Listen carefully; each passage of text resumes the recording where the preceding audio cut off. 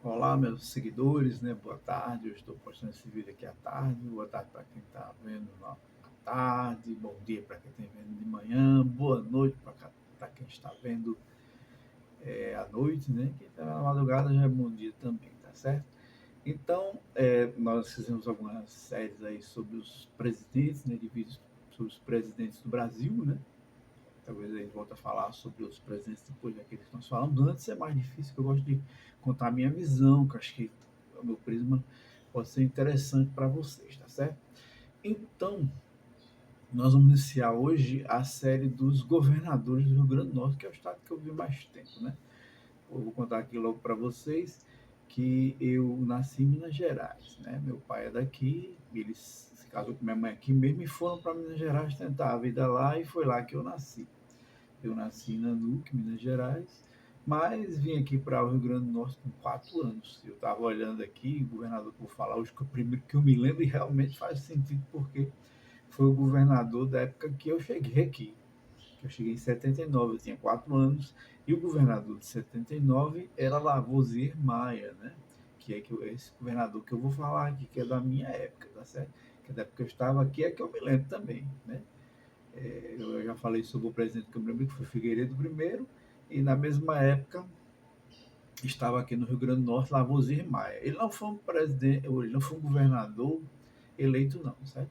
Ele foi indicado pela ditadura militar para ser governador do Rio Grande do Norte, mas não foi um governador muito ruim não, certo? Ele foi até um governador bom, porque eu me mudei para a Zona Norte, né? Cheguei antes, morei no Alecrim, morei em alguns lugares, Pirangi, né?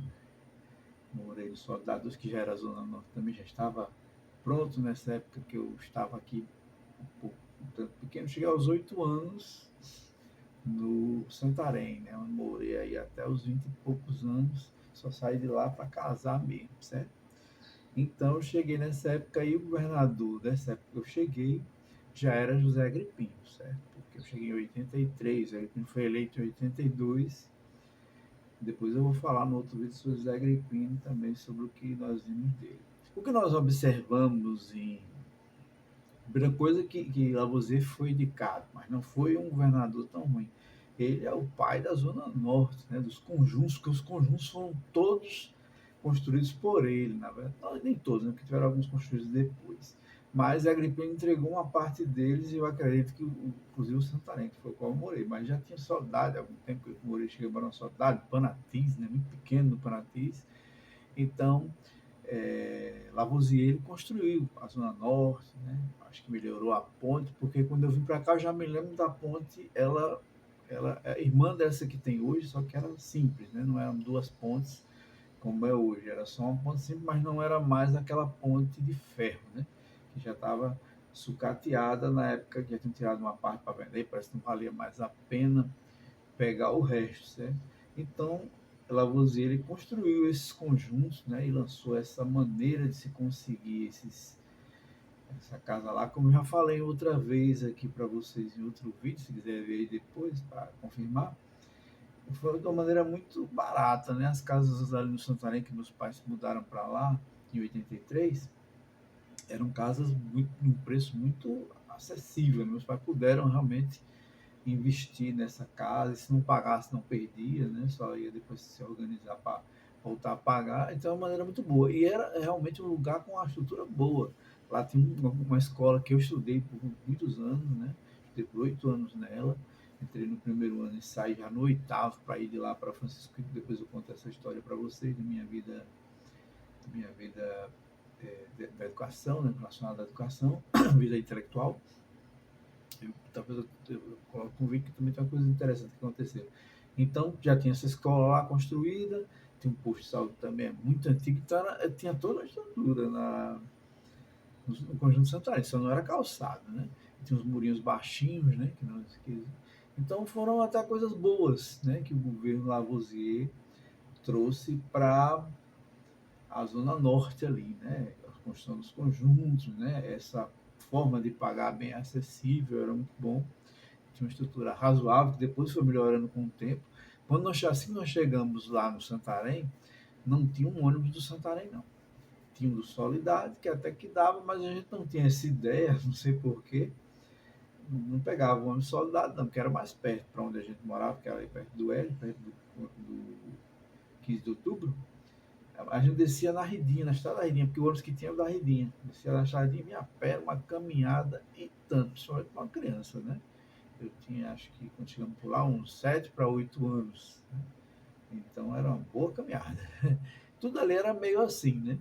Porque eu ia comprar o gás com meu pai mesmo, como criança, ajudando, puxando as coisas, e a gente comprava gás exatamente na estrada da Ridinha. Ia andando por uma rua, não era Itapetinga, era outra rua, não me lembro o nome da rua, que é paralela a Itapetinga, tão longa quanto, né? Ela só não é dupla e nem tão larga quanto a Itapetinga. É muito larga, tem um canteiro central muito largo, né?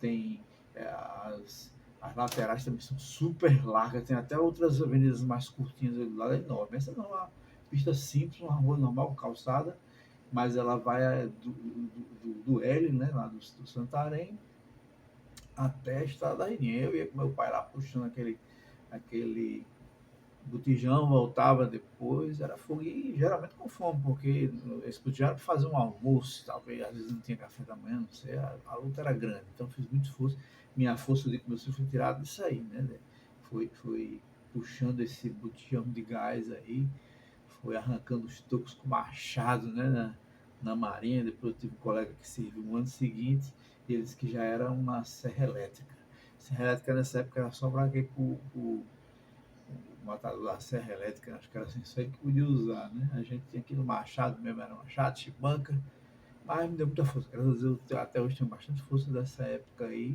essa musculação que eu fiz pela vida. Então, esse é o governo Zé Gripino, né? Foi o primeiro governador, na verdade, que eu percebi, e foi o último indicado pela ditadura, né? Que após ele, é, o próximo foi eleito mesmo aqui, né?